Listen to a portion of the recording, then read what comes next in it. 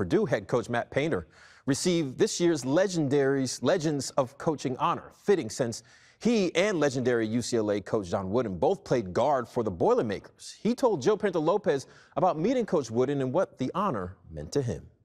You're a coach, and the sacrifices you make is for your program, is for your players. It's a player's game. If you don't have good players and you're a coach, you're not going to get awards. So we've had a lot of really good players at our place in the last 20 years, and we've had a lot of good assistant coaches.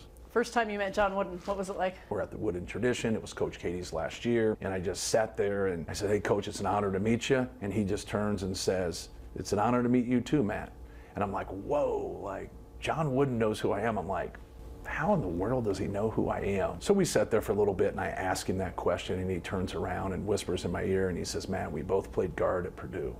And so I felt like a fool. And I was like, but then he went on to explain why, which was a really cool thing, because I equated Coach Wooden with UCLA and UCLA only. It's the only thing I know. But then he's a 3-time All-American at Purdue. Like, he was a great player at Purdue. And he just more or less said, he goes, "Man, I love everything about UCLA, but Purdue is my school. That's where I played." He goes, "I watched you all the time." And like, I get goosebumps telling the story now. So I've heard you say you're a professional stealer, whether it's a play from this school or that school or this coach.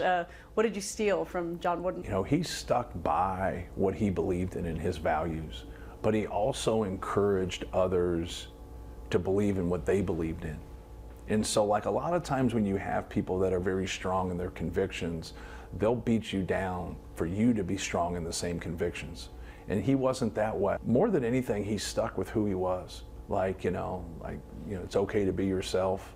Everybody else is taken, kind of motto. You can copy other people in terms of what they run, like offensive plays or defensive things, but you can't copy a person.